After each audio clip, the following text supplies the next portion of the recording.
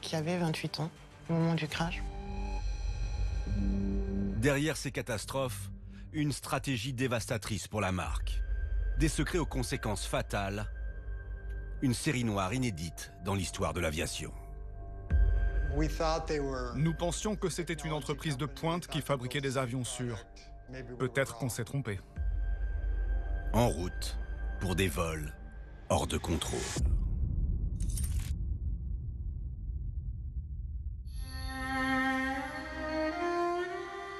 « 21 mars 2022, dans le Guangxi, au sud de la Chine. Au cœur des montagnes, un cratère gigantesque. 20 mètres de profondeur sur 45 de large. L'impact terrible du Boeing 737-800 qui s'écrase à 14h22. L'appareil de la compagnie China Eastern Airlines a disparu des radars 1 heure après son décollage. Une caméra de surveillance installée à proximité a capté la chute de l'avion.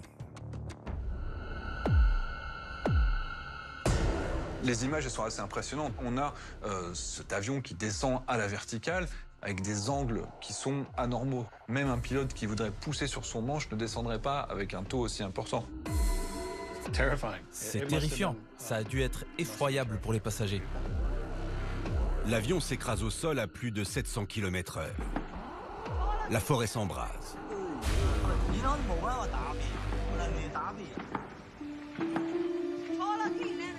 Les 132 personnes à bord sont tuées sur le coup. C'est l'un des pires crashs de l'aviation civile chinoise.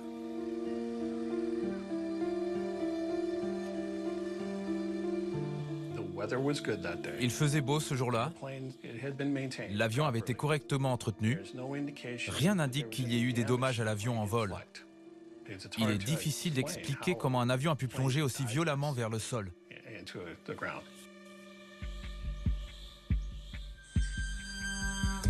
L'enquête commence, mais déjà les médias du monde entier s'emballent.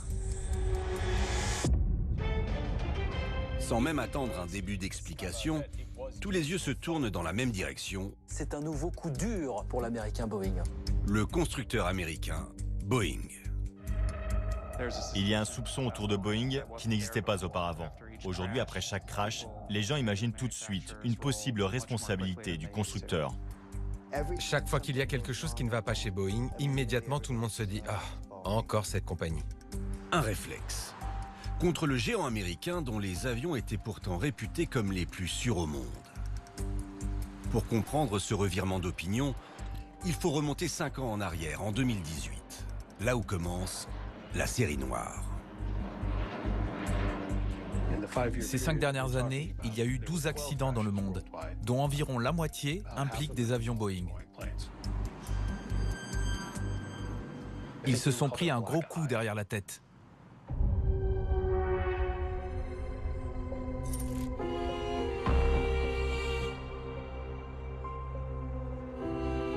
Le premier coup dans l'aile de Boeing, il est ici, à La Havane, le 18 mai 2018. Il est 11h à l'aéroport international José Martí. Une centaine de passagers à destination d'Holguín, à l'est de Cuba, guettent les panneaux d'affichage. Leur vol n'est pas encore annoncé. Et pour cause, leur compagnie aérienne Cubana de Aviación a un souci. L'avion qu'elle doit affréter en principe n'est pas en état de voler pour une question de maintenance au fait de pièces détachées, quoi. Donc la compagnie fait le choix de faire appel à une compagnie charter mexicaine. Le vol était ce qu'on appelle une location avec équipage. Cette compagnie, Global Air, fournissait l'avion et l'équipage à la compagnie aérienne cubaine. Un changement de dernière minute qui n'inquiète pas les passagers du vol 972. L'appareil loué pour l'occasion est semblable à celui-ci. C'est un Boeing 737, l'avion star de Boeing.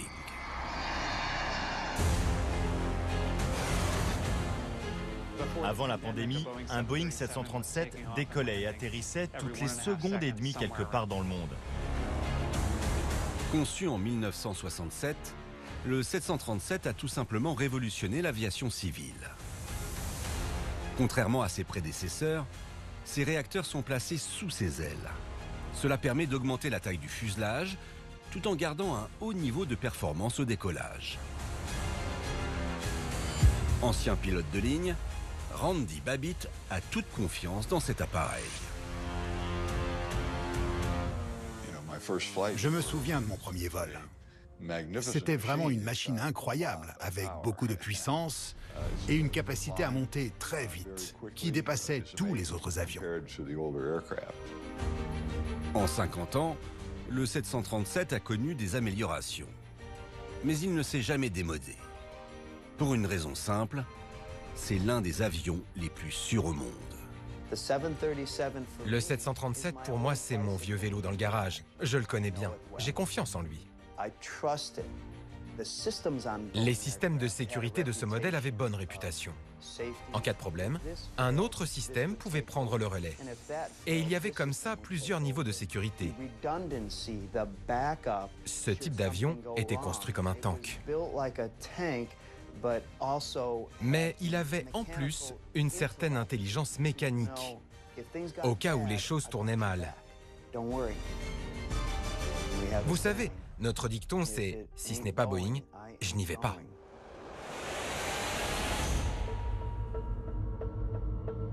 En 2018, Boeing est au sommet de sa forme et de sa réputation. Jamais il n'a été aussi sûr de voyager à bord de ses avions. C'est une année sur laquelle il y a eu 0 crash mortel dans le monde pour l'activité commerciale. L'aviation, on atteint le zéro absolu. Personne ne peut encore imaginer que le ciel va brutalement s'assombrir pour Boeing le 18 mai 2018, 40 secondes seulement après le décollage du vol CU-972. Un décollage prévu dans 1 heure, à midi. Pendant que les passagers se dirigent vers la porte d'embarquement, le personnel de l'aéroport charge les bagages à bord. Une opération cruciale, qui commence au moment de l'enregistrement et de la pesée des valises. Pas pour des questions de taxes, mais d'équilibre. Un avion, il doit avoir un certain centrage. C'est-à-dire qu'il doit être ni trop lourd à l'avant, ni trop lourd à l'arrière. Les pilotes vont définir à quel endroit est-ce qu'il faut le mettre, par exemple la cargaison, le cargo, le fret aérien qu'on emporte en plus des passagers, où est-ce qu'on va mettre les bagages, éventuellement à quel endroit on va mettre du carburant dans les ailes et dans la queue pour certains avions qui auraient plus de réservoirs. Donc ils vont pouvoir définir comment se fait le centrage. Le beau centrage, c'est quand l'avion est en gros à 5 degrés d'assiette. Assiette, c'est par rapport à l'horizontale. C'est le bon centrage. Mais ce jour-là, une grosse erreur se glisse dans le calcul. Le poids total du chargement embarqué est faux. Et cela va décaler le point d'équilibre vers l'arrière de l'appareil. Il y a 2 tonnes de carburant en trop pour les calculs qui ont été faits, avec en plus, par-dessus le marché, une mauvaise répartition des passagers. C'est-à-dire que de mémoire, je crois qu'il devait être 50. Et là, on trouve 62 sièges occupés. Quand vous faites une erreur en mettant quelque chose de très lourd dans la mauvaise partie de l'avion, cela peut être catastrophique, vraiment catastrophique. Pour preuve, cette catastrophe en 2013, quand la cargaison d'un avion militaire américain a basculé dans la soute pendant le décollage. Le centrage a reculé vers la queue de l'avion. Déséquilibré, l'appareil est devenu incontrôlable.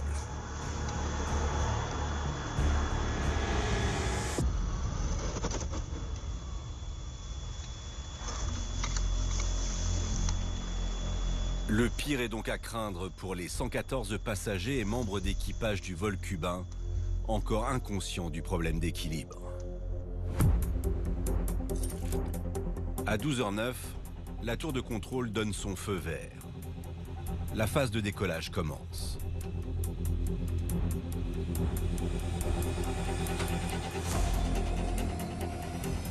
Grâce aux boîtes noires qui enregistrent toutes les données du vol et les conversations du cockpit, Patrick Hopman, correspondant à La Havane, a pu reconstituer ce qu'il se passe à bord.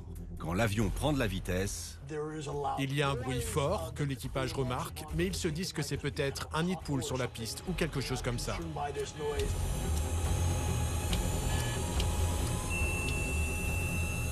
Les pilotes n'ont aucun moyen de savoir que ce bruit est lié au mauvais centrage.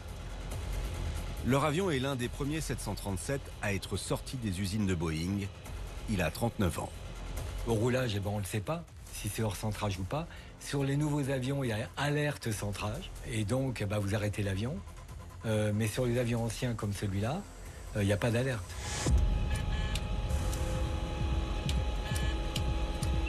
L'avion atteint 250 km/h. Il est trop tard pour s'arrêter. Et alors qu'il vient tout juste de quitter le sol,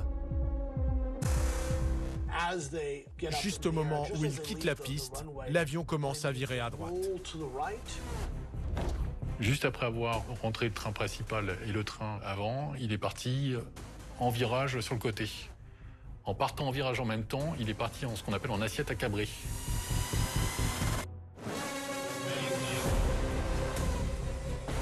à l'intérieur du cockpit, les pilotes sont sidérés.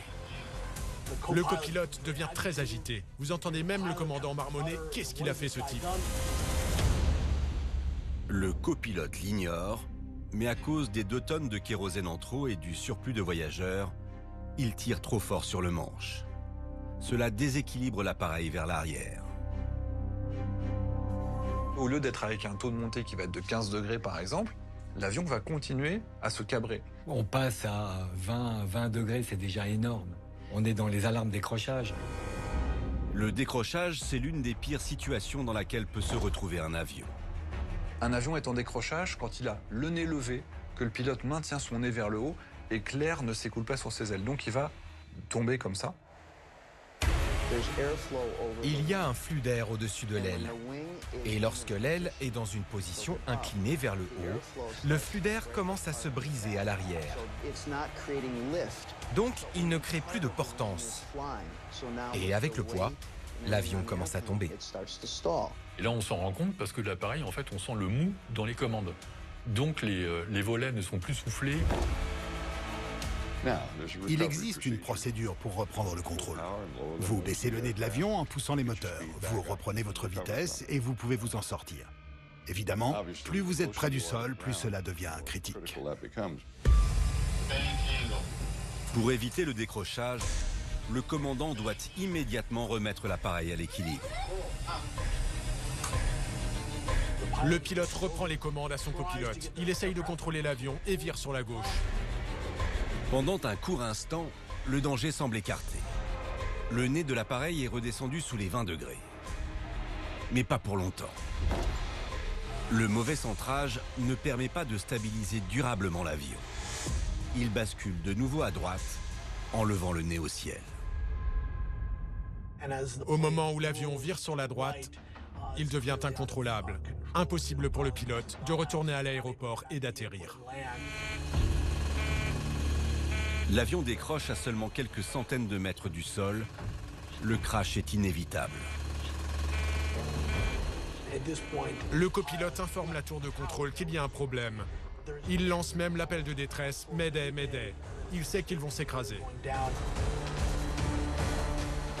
Les passagers sont condamnés. Et le bilan peut encore s'alourdir. Sous le Boeing en perdition, une banlieue de La Havane et ses 200 000 habitants. Il y a beaucoup de gens qui vivent autour de l'aéroport. Il y a une école qui est très proche et beaucoup de bâtiments. Dans un ultime geste de bravoure, le commandant de bord pousse comme il peut son avion sur une zone inoccupée de La Havane. Il est 12h10, l'avion cubain percute le sol.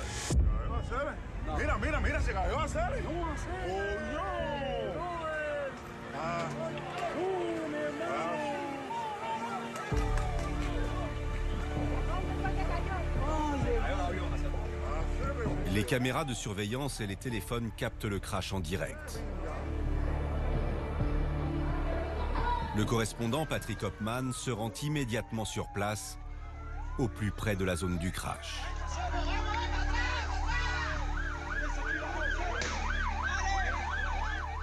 On voit encore de gros morceaux de cet avion, la queue de l'appareil. Une grande partie était calcinée. Il y avait beaucoup de fumée, une odeur de brûlé dans l'air. Il y avait des valises et plein d'affaires dispersées. Le bilan est lourd, 113 victimes. Tous les membres de l'équipage et tous les passagers sont morts, sauf un. Par miracle, une jeune femme a survécu et surtout au sol, personne n'a été blessé. Le pilote a réussi à s'écraser sur un terrain inhabité. Un crash dont Boeing n'est absolument pas tenu pour responsable. Personne ne le sait encore, mais la catastrophe de la Havane n'est que la première d'une série qui va plonger Boeing dans la plus grande crise de son histoire.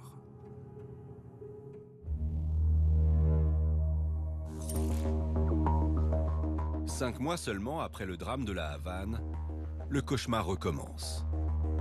Le 29 octobre 2018, à l'aéroport de Jakarta, la capitale de l'Indonésie. Il est 6 h du matin, mais déjà les salles d'embarquement grouillent de monde. En Indonésie, l'avion est le moyen de transport le plus utilisé pour rejoindre les 17 500 îles que compte le pays. Mais c'est loin d'être le plus sûr. Pendant de nombreuses années, les compagnies indonésiennes ont été bannies de l'espace aérien par l'Union européenne pour des raisons de sécurité. Il y a des problèmes de maintenance et des problèmes de formation pour les pilotes. L'Indonésie, ça a un petit peu la mauvaise réputation. Quelques années auparavant, le pays, dans sa globalité, était encore classé sur la liste noire. Donc c'est un pays qui a beaucoup d'accidents. Pour y remédier, certaines compagnies indonésiennes investissent des millions de dollars dans l'achat d'avions de ligne ultramodernes. C'est le cas de la Lion Air. Quand un passager du vol 610 filme son embarquement ce 29 octobre 2018, il découvre un avion flambant neuf. Un Boeing 737 MAX, le nouveau joyau technologique du constructeur américain.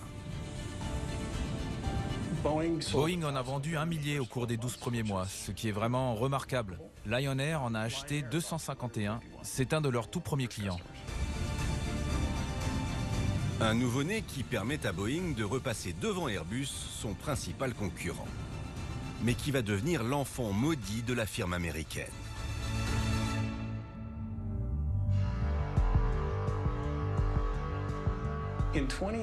En 2010, Airbus a sorti son A320 Neo, Neo qui signifie en anglais « nouvelle option de moteur ». C'est un avion qui est tout à fait innovant, qui consomme 20-25% de moins par rapport à la génération précédente. Ce qui est énorme en termes d'aéronautique, parce que c'est là-dessus que les compagnies aériennes vont faire en partie leur beurre. À l'époque, Boeing développe un autre type d'avion, plus gros, pour les grandes distances. Mais un coup de téléphone va tout changer. Quand le patron d'American Airlines appelle le PDG de Boeing et lui dit « Je vais acheter de l'Airbus A320 Neo, qu'est-ce que vous me proposez, vous, de votre côté ?» Là, chez Boeing, c'est l'alerte à bord, puisque la compagnie a toujours acheté du Boeing jusqu'à présent. Donc, l'ordre des dirigeants de Boeing, c'est de dire « On va se faire coiffer au poteau, faites-moi l'avion identique, mais dépêchez-vous ». Un avion moins gourmand, ça ne s'invente pas d'un coup de crayon. Alors Boeing a une idée pour aller plus vite. Modifier un modèle existant. Le fameux 737 que tous les pilotes savent déjà conduire. Ça plaira aux compagnies qui pourront acheter un avion qui consomme peu sans avoir à financer de nouvelles formations. Gagnant-gagnant. À l'époque, Ed Pearson travaillait chez Boeing. Il se souvient de cette course contre la montre du 737 MAX. C'est une production chorégraphiée très compliquée. Tout au long de la chaîne de fabrication, il y a des milliers de travailleurs qui s'activent autour pour assembler l'avion. Ils essaient tous de construire des avions aussi rapidement que possible, mais surtout aussi sûrement que possible. Le défi technique est de taille pour les ingénieurs. Créer en un temps record un turboréacteur aussi performant que celui du concurrent européen. Dans les moteurs modernes, on a deux flux d'air. On a le flux primaire qui est au centre, qui chauffe. Donc là, c'est là qu'il y a le vrai réacteur à l'ancienne et c'est là que ça produit de la poussée avec beaucoup de chaleur. Et autour de ce flux primaire, on a un flux secondaire qui est en fait de l'air froid qui est entraîné et il faut imaginer tout le reste du moteur comme un gros ventilateur. Plus le ventilateur est gros, plus les moteurs sont économes en carburant. Au final, la soufflante du nouveau réacteur atteint ainsi 1,75 m de diamètre. Cela double la part du flux secondaire par rapport aux versions précédentes. Les résultats sont époustouflants. Un 737 MAX, transportant 180 personnes, brûle moins de 1,8 tonne de carburant par heure. Un avion comparable, il y a 20 ans, aurait brûlé 5,5 tonnes en 1 heure. Le problème, c'est qu'une fois installés sur le 737, les réacteurs géants touchent quasiment le sol. Le 737 est vraiment court sur pattes. Il a été conçu dans les années 60, à une époque où c'était un avantage d'avoir un train d'atterrissage assez bas. C'était plus simple pour les bagagistes pour jeter les sacs dans les soutes de l'avion. Du coup, si vous ne voulez pas tout changer sur l'avion parce qu'il fallait faire vite, il fallait avancer les moteurs pour ne pas toucher et permettre une inclinaison. Ils ont dû les rapprocher du fuselage et les placer plus haut. Ils ont donc déplacé le centre de gravité de l'avion. Cela change la façon de voler.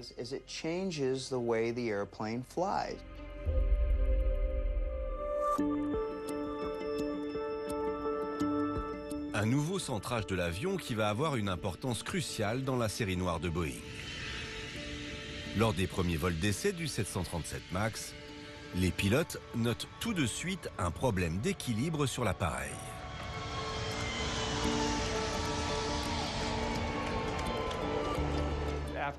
Après le premier vol, un problème a été découvert lors de virages serrés à grande vitesse. Il avait une tendance à cabrer à cause des moteurs plus gros, placés plus en avant de l'aile.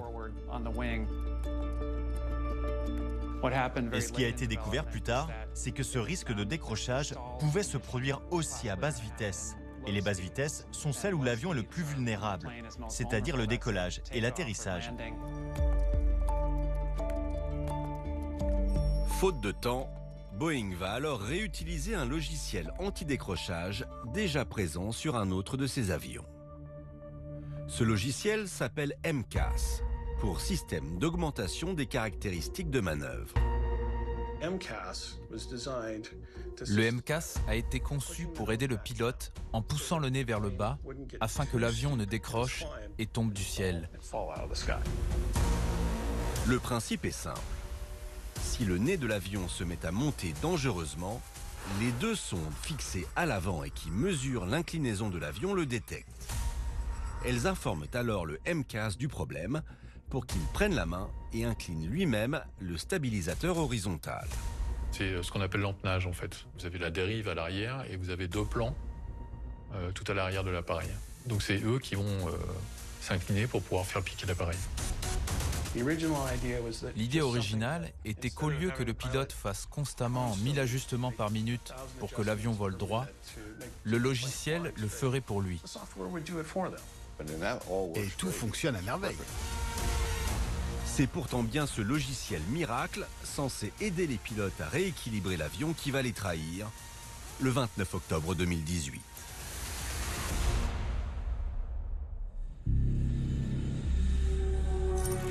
Il est 6h15, le décollage est imminent.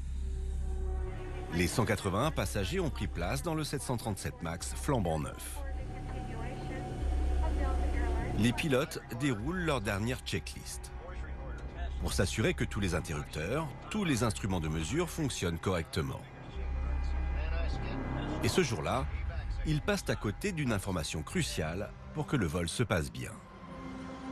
Une sonde d'incidence remplacée récemment a un problème. Lion Air a acheté cette pièce de rechange d'occasion dans une casse aéronautique et quand ils l'ont acheté, ils ne l'ont pas vérifié et ils l'ont installé dans l'avion sans valider son bon fonctionnement. Personne ne remarque que les deux sondes ne sont pas parfaitement alignées. C'est ce que constatera l'agent fédéral Lorenda Ward lors de son enquête sur l'accident. Ils avaient un écart de 20 degrés entre la sonde de gauche et celle de droite. Le problème a été signalé par l'équipage précédent, mais sur un système de notes mémoire, je crois, dans l'appareil. C'est comme si je vous disais qu'il n'y avait pas de frein sur cette voiture, mais je vous l'affichais sous forme de post-it sur le siège à l'arrière.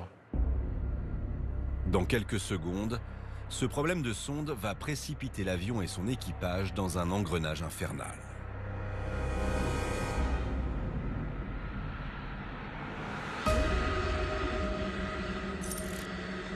« 6h20.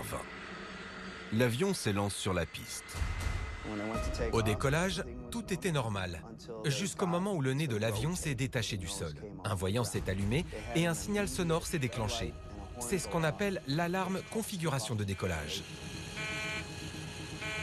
Il voit quelque chose qu'aucun pilote ne veut voir juste après le décollage. Un avertissement de problème de vitesse, un avertissement de problème d'altitude et un avertissement de pression hydraulique. L'avion a une inclinaison de 15 degrés tout à fait normale au décollage. Mais la sonde défectueuse pense qu'il est à 35 degrés.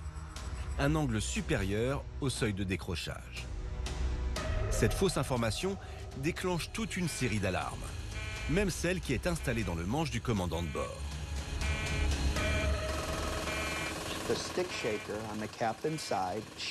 Le vibreur secoue le manche du capitaine.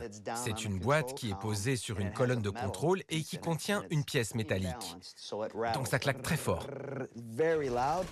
Et ça se déclenche pour vous dire que vous approchez du décrochage. Difficile pour les pilotes de comprendre ce qu'il se passe. D'autant que leur avion ne dispose pas d'un voyant. Sonde défectueuse. Boeing propose cette option en payant.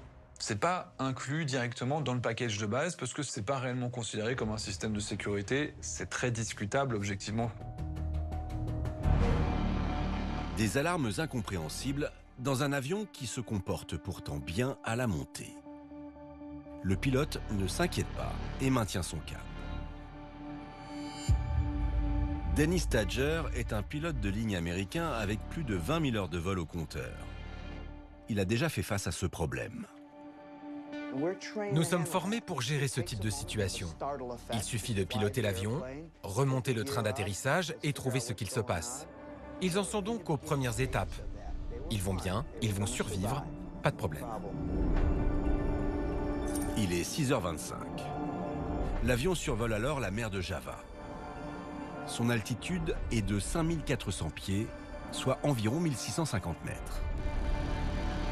Pendant que le copilote cherche l'origine de ces alertes dans les checklists d'urgence, le commandant rentre les volets des ailes pour poursuivre son ascension. C'est tout le contraire qui va se produire. En rentrant les volets, ils se mettent dans la seule configuration dans laquelle le MCAS peut se déclencher. Le MCAS reçoit les informations fausses de la sonde gauche qui indiquent un risque de décrochage. Il s'active et prend le contrôle de l'avion. Le MCAS pense que l'avion est cabré comme ça. Il pense « Oh mon Dieu, ils vont sur la Lune, ils ne vont jamais redescendre ». Donc l'avion essaye d'y remédier. Le MCAS crée un mouvement de piqué sur l'avion en déplaçant les stabilisateurs, ce gros morceau de métal situé à l'arrière de l'appareil. Et cela déplace le nez très puissamment, à une vitesse qu'ils n'ont jamais vue auparavant. En 2 secondes, l'avion se retrouve en piqué au-dessus de la mer de Java.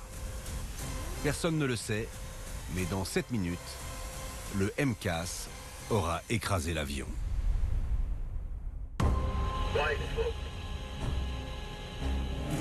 À l'intérieur du cockpit, c'est la stupeur. Les pilotes ne savent pas qu'il existe le MCAS pour une simple raison, c'est que le système est fait pour être transparent. Le MCAS était simplement censé fonctionner en arrière-plan pendant que les pilotes volent. Le MCAS est un fantôme, car il n'y a aucune description du MCAS dans le manuel que Boeing a donné aux pilotes. Les pilotes n'ont pas été formés à ce qui peut arriver en cas de défaillance du MCAS et à la manière dont ils doivent réagir.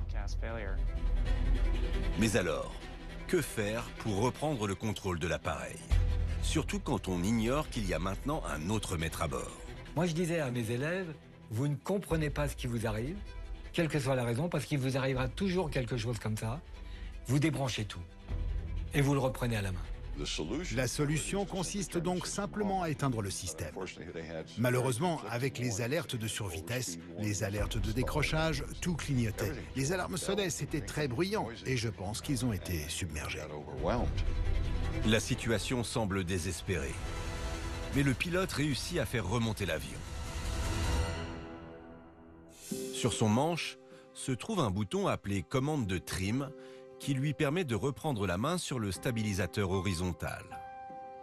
Ce que le pilote ne sait pas, c'est que cet interrupteur est aussi le MCAS. Le MCAS se déclenche pour 10 secondes, à moins que vous ne l'arrêtiez. Et ils l'ont effectivement arrêté après environ 5 ou 6 secondes, puis ils ont fait remonter le nez de l'avion. Le pilote se dit « Ok, c'est bon ». Le commandant de bord pense alors que le problème est réglé. Mais la sonde continue à envoyer de mauvaises informations au MCAS qui se réenclenche après seulement 5 secondes de pause. Le MCAS compte à nouveau 1, 2, 3, 4, 5 et plonge à nouveau. Le système continue à croire qu'il a fait une erreur. Donc il va se réenclencher 2 fois, 5 fois, 8 fois. Et c'est pour ça qu'on a cette évolution de l'avion, un peu comme des montagnes russes, l'avion qui monte, l'avion qui descend. Il n'arrive pas à garder une altitude stable. Ça a dû être absolument terrifiant pendant le vol.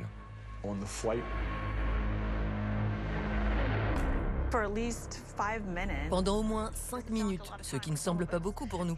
Mais pendant 5 minutes, il a pu contrôler l'avion et maintenir l'équilibre. En 8 minutes, le MCAS s'active 17 fois. Des déclenchements que le commandant réussit à contrer par miracle. Mais ce combat contre la machine va finir par tourner court. À 6h30 et 48 secondes, le commandant laisse les commandes à son copilote pour demander à la tour de contrôle de libérer l'espace aérien. Il a besoin d'un atterrissage d'urgence. Quand soudain, le copilote panique. Il n'arrive plus à retenir la chute de l'appareil. Le MCAS s'active 3 fois lorsqu'il est aux commandes. Il arrive à interrompre la première, mais les 2 suivantes, il ne les contre pas assez longtemps. Le MCAS est trop fort. Il fait pivoter le stabilisateur à une vitesse de 0,27 degrés par seconde, alors que les pilotes n'agissent qu'à la vitesse de 0,18 degrés par seconde quand ils appuient sur la commande de trim. Quand le MCAS s'exécute pendant 5 secondes, il faut que le pilote le contre autant, si ce n'est plus. C'est un bras de fer. Si le pilote ne fait pas ça, le MCAS l'emporte. C'est une bataille presque perdue d'avance. À 6h31, 11 minutes après le décollage, l'avion atteint une inclinaison de 40 degrés vers le sol. Le poids dans le manche va devenir de plus en plus lourd, de plus en plus lourd. Le poids qui leur fait aller vers l'avant. Et il y a un moment, ils ont 40 kilos de poids dans le manche pendant plusieurs minutes. Les forces en action sont si puissantes qu'ils sont incapables de les vaincre et ils s'écrasent dans l'océan.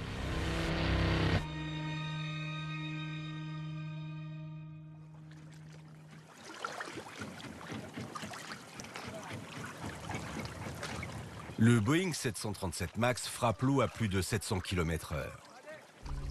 Le crash ne laisse aucun survivant.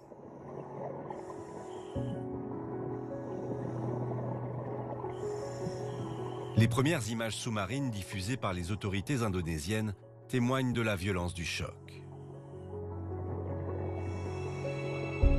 Lauren Daward, qui travaille pour le NTSB, l'agence américaine chargée des enquêtes sur les accidents de transport, se rend immédiatement sur place.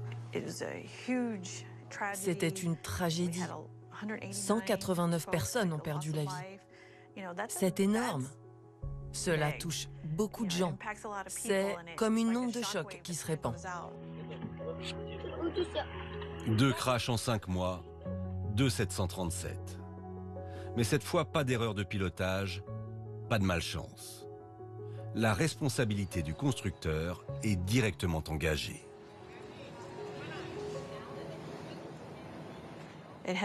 Tous les accidents ont un impact important, mais celui-ci va tout changer. C'est vraiment un tournant. Car Boeing a menti. C'est ce que découvre Joey Jacobsen, qui travaille à l'époque à la FAA, l'agence fédérale d'aviation chargée d'homologuer le 737 MAX. Une semaine après le crash de Lion Air, j'ai reçu un email d'un collègue me demandant « Avons-nous rédigé des documents sur le MCAS ?» Et ma question a été « Qu'est-ce que c'est le MCAS ?» Lors du processus de certification, Boeing a caché volontairement ce logiciel antidécrochage qui prend la main sur les commandes de vol. Car il aurait fallu former les pilotes à ce nouveau système. Une formation qui coûte très cher aux compagnies aériennes. Pour ne pas décourager les acheteurs, la firme a donc décidé de passer le MCAS sous le radar des agents fédéraux. Boeing a caché le MCAS. Ils ont dit « En interne, nous l'appellerons MCAS, mais en externe, pour toute personne en dehors de Boeing, nous dirons que c'est juste un ajout au système de compensation de régime. »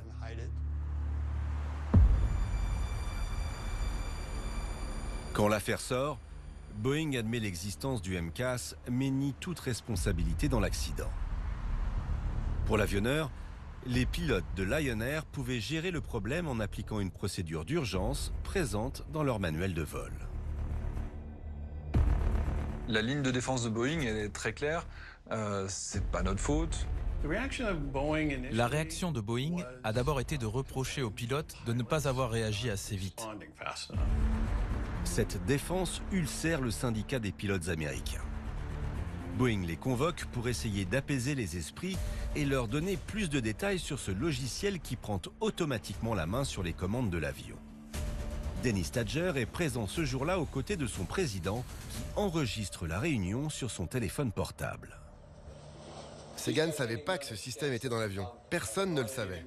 Ils savaient qu'ils avaient un interrupteur d'arrêt du stabilisateur et c'est tout ce qui compte.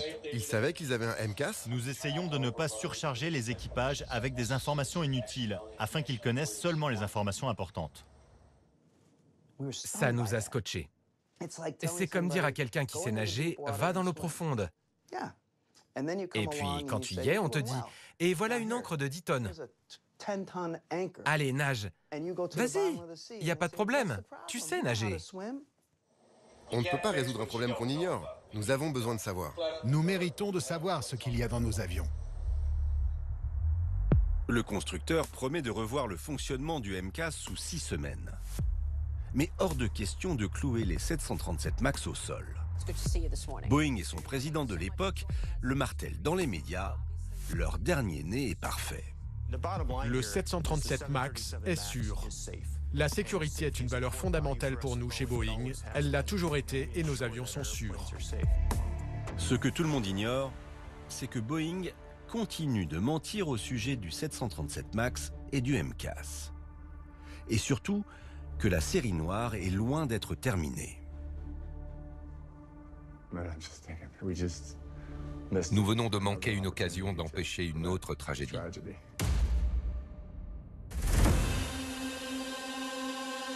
Cinq mois après le crash en Indonésie, les 737 MAX continuent à sillonner le globe. Jusqu'à ce 10 mars 2019 et une nouvelle catastrophe aérienne en Éthiopie.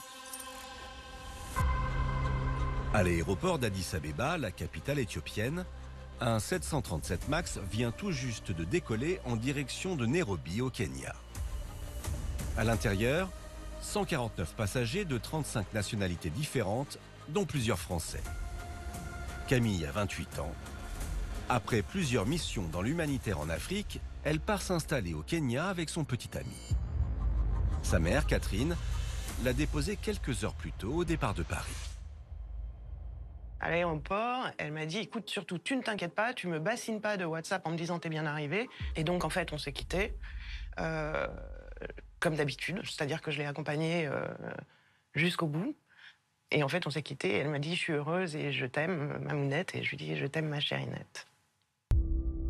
Non loin de Camille, au siège 26A, un autre Français s'installe, Xavier Fricaudet. Xavier est un jeune homme de 38 ans. Il est professeur des écoles à l'étranger. Il revient de Moscou où il a retrouvé sa fiancée, avec laquelle il doit se marier au mois de juillet. Personne parmi les passagers n'a conscience du danger qui guette. Derrière la porte des pilotes, des alarmes vrombissent. Une fois encore, l'équipage fait face aux incohérences d'une sonde d'incidence. La sonde d'incidence fonctionnait très bien avant le décollage, mais à un moment, pendant le décollage, elle a bugué. On ne sait pas ce qui s'est passé. Un impact d'oiseau ou un ballon. Ce sont des capteurs assez délicats. Tout au long de ma carrière, j'ai constaté pas mal de problèmes sur les sondes d'incidence. Pour diverses raisons. Souvent c'est dû à la pluie, à la glace ou à des courts-circuits. L'histoire semble se répéter. Comme lors de l'accident de Lion Air, la sonde de gauche envoie de fausses informations au pilote. Alors que l'avion est en bonne position, le capteur défectueux enregistre une inclinaison de 75 degrés. C'est 3 fois la valeur limite de décrochage. Ils ont le manche qui vibre, le tac tac tac tac tac qui leur dit attention, on est proche du décrochage, et à ce moment-là, ils rentrent leur volet. Quand ils ont rentré les volets, ils ont libéré le monstre, MCAS. Les pilotes connaissent maintenant la procédure à suivre. Mais ils ignorent encore quelque chose de capital. Ils doivent agir à la seconde. Avant même le premier vol, Boeing détenait un document stipulant que si le pilote ne réagissait pas dans les 10 secondes, cela pouvait entraîner une catastrophe. C'est ainsi que vous concevez un avion? C'est surréaliste. 10 secondes. C'est dingue. Ce n'est pas un avion, c'est une machine à tuer. Boeing a fait des hypothèses vraiment agressives sur la rapidité avec laquelle les êtres humains seraient capables de réagir dans une situation de crise avec des alarmes tout autour d'eux. Vous êtes là à chercher quelle est ma vitesse, quelle est mon altitude. Est-ce que je décroche, est-ce que je ne décroche pas? 10 secondes, c'est bien trop court, surtout lorsque toutes ces alertes fausses et intempestives se déclenchent.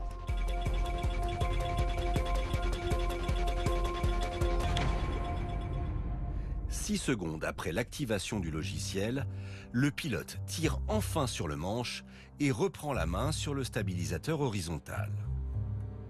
L'avion remonte doucement, mais il a pris énormément de vitesse en piquant. Et cela va empirer. Le copilote poursuit la procédure et désactive totalement le système. Le MCAS est mis hors d'état de nuire pour le moment. Ils ont compris que le problème était lié au MCAS puisqu'ils ont fait exactement ce que Boeing leur avait dit de faire. Ils ont tout éteint. Et je me souviens d'avoir lu la transcription et de m'être dit « Bien joué, allez, c'est parti, nous allons réparer ce truc ». C'est à la main que les pilotes doivent arrêter le piquet de l'avion, en tournant une manivelle fixée sur une petite roue à côté d'eux. Une roue reliée par des câbles au stabilisateur horizontal.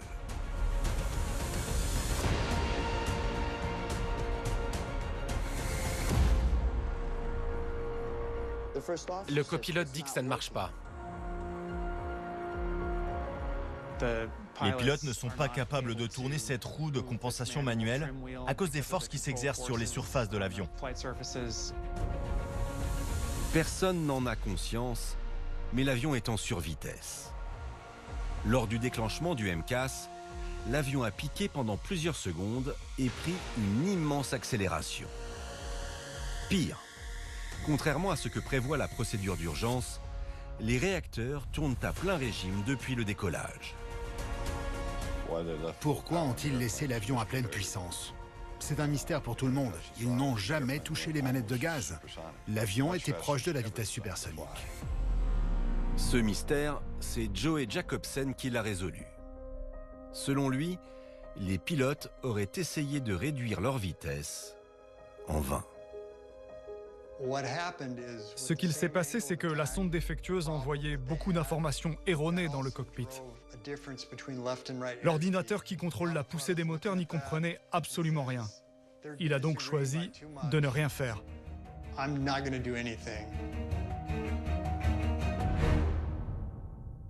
La pression aérodynamique sur la queue de l'appareil est colossale. Impossible pour le copilote de faire bouger quoi que ce soit manuellement. C'était comme sortir 20 tonnes de ciment du fond d'un puits.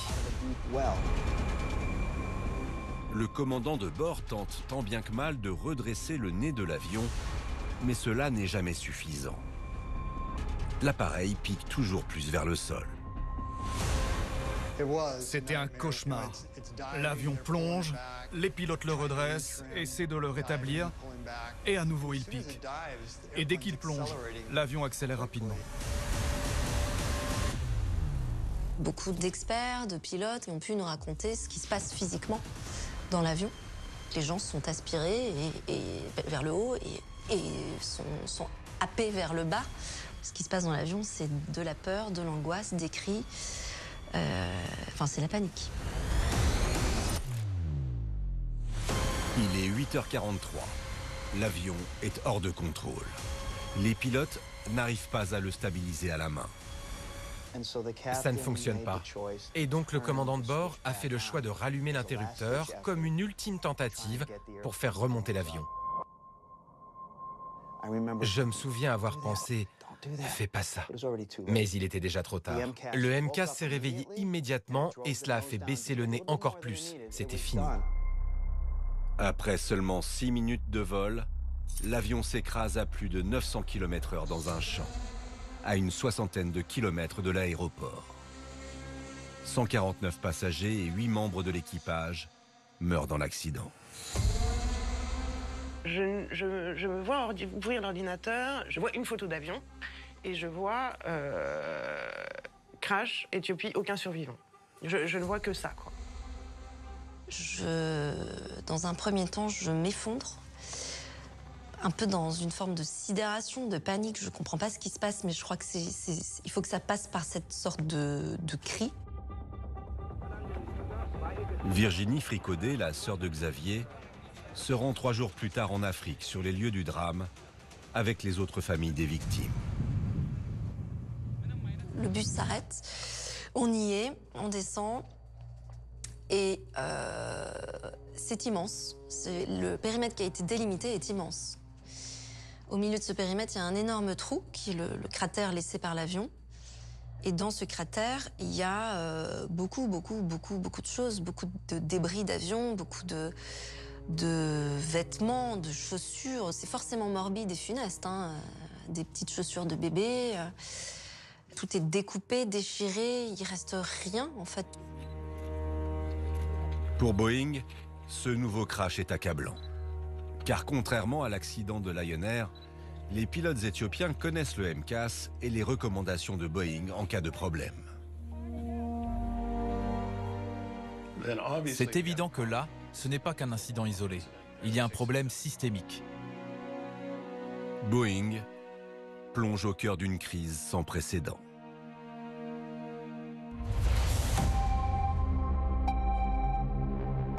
Immédiatement après le crash d'Ethiopian Airlines, les pays du monde entier bannissent le 737 MAX de leur espace aérien.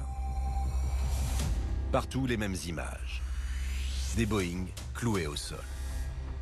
C'est horrible quand on doit immobiliser un avion.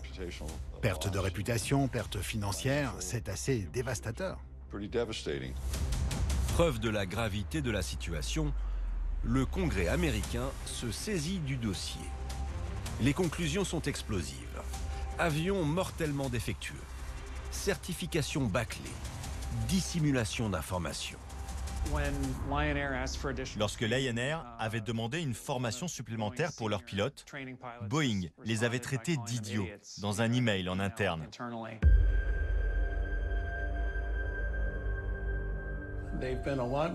Ils ont été beaucoup plus attentifs à Wall Street et ont pris des décisions qui ont permis à l'entreprise d'être plus rentable. Ils ont mis beaucoup de pression sur la main-d'œuvre et sur leurs fournisseurs pour réduire les coûts. Aveuglé par le profit, Boeing a-t-il mis en danger la vie d'autrui? Ces drames auraient-ils pu être évités? Ed Pearson, le directeur de la chaîne de production, est interrogé par le Congrès américain à qui il raconte la course contre la montre du 737 MAX. Pendant cette période, les ouvriers étaient sous pression, fatigués. Il y avait énormément d'heures supplémentaires. Au début, c'était 47 avions par mois, puis 52 par mois. C'est presque 2 avions par jour. C'est à peine croyable. Nous avons commencé à voir les taux de malfaçon augmenter. Et alors je me suis dit, oh mon Dieu, nous prenons vraiment des risques inutiles, c'est dangereux. Alors j'ai écrit au responsable pour lui demander de fermer l'usine. Sa demande reste sans réponse. La production continue. 3 mois après ce courrier, un premier 737 MAX s'écrasait en Indonésie. Puis un deuxième. C'est la première fois que je ne voulais pas qu'un membre de ma famille monte dans cet avion. Et c'est une chose terrible à dire, surtout en tant que directeur de production. Moi, je suis vraiment scandalisé par ce qui s'est passé avec Boeing. On a caché les choses, on a fait taire les ingénieurs. J'ai perdu ma fille, Camille, qui avait 28 ans. J'ai tellement de colère, en fait. Je sais de quoi ils sont capables, quoi. En fait, c'est-à-dire que je connais la duplicité, je connais les compromissions, je connais les mensonges. Notre devise avant, c'était « Si ce n'est pas Boeing, je n'y vais pas ». Aujourd'hui, c'est « Je ne te crois pas et je vais vérifier ». Ce n'était pas une simple perte de confiance, c'était toute la relation avec la compagnie qui volait en éclats. Un lien de confiance pulvérisé. Avec le public, les pilotes, les compagnies aériennes. Et des pertes financières colossales. Boeing a perdu 17 milliards de dollars au cours des 3 dernières années, ce qui efface plusieurs années de profits très élevés. Alors le constructeur américain s'est retroussé les manches pour sortir de la plus grave crise de son histoire. Il a décidé d'indemniser les victimes pour éviter des procès à répétition. Ses ingénieurs ont travaillé pendant 20 mois sur le 737 MAX pour lui apporter des modifications.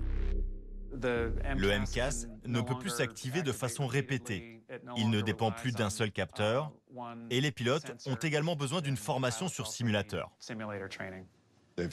Ils ont passé beaucoup de temps avec les compagnies aériennes et leurs clients à repenser le programme de formation. Il est impératif que tout le monde sache parfaitement ce que fait ce système, pourquoi il le fait, quand il le fait, comment il le fait. Tout cela a été repensé. Convalescent, le constructeur n'est toutefois pas totalement sorti d'affaire. Son 737 MAX fait toujours débat. Ed Pearson, qui a quitté son poste chez Boeing et qui est aujourd'hui considéré comme un lanceur d'alerte, a enquêté et découvert que 30% des 737 MAX qui volaient aux États-Unis avaient rencontré un incident en vol dans l'année qui a suivi leur remise en service. Certains des rapports étaient assez préoccupants. Dans certains cas, c'était même des situations d'extrême urgence. Et si nous rencontrons ces problèmes dès la première année de mise en service, que va-t-il se passer dans 5, 10 ou 15 ans? De nouveaux incidents qui ont poussé le Congrès américain à lancer rapidement un audit de toutes les chaînes de production de Boeing. Car d'autres types d'avions du constructeur ont aussi connu des déboires. Réacteur en feu, chute de débris. Jusqu'à ce nouveau crash en 2022 d'un autre 737 en Chine. Un crash dont on ne connaît toujours pas la cause des mois plus tard. Si l'avionneur n'est pas responsable de tous ces problèmes, le doute est là. Le mal est profond. À chaque accident, à chaque avarie, les regards se tournent désormais vers lui. C'est vrai qu'on voit les accidents de Boeing d'un autre œil. On dit, et si nous avait caché quelque chose? Boeing est actuellement à la croisée des chemins. Ils doivent décider s'ils veulent être une société d'ingénierie, de haute technologie, qui fabrique un produit de qualité, ou s'ils veulent continuer à faire ce qu'ils ont fait, c'est-à-dire dépouiller de tous ces dollars l'héritage de cette grande entreprise. Personne n'aime reconnaître ses erreurs, surtout quand il y a eu des morts. Mais il faut les reconnaître. C'est comme cela qu'on avance, pour être sûr que cela ne se reproduise pas. Revenir aux fondamentaux, la sécurité d'abord. C'est à cette condition que la série noire prendra fin. Et que Boeing reprendra le contrôle d'une firme qui a écrit parmi les plus belles pages de l'aviation mondiale.